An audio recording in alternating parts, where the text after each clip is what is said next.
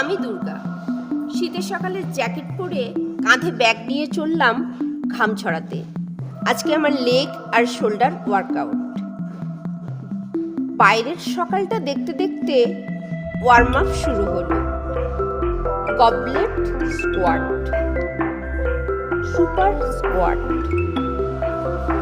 Leg extension,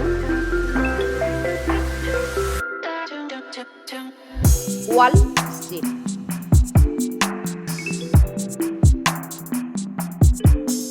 farmers walk.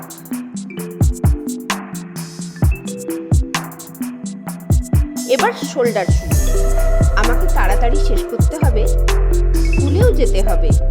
আমি একজন শিক্ষিকা।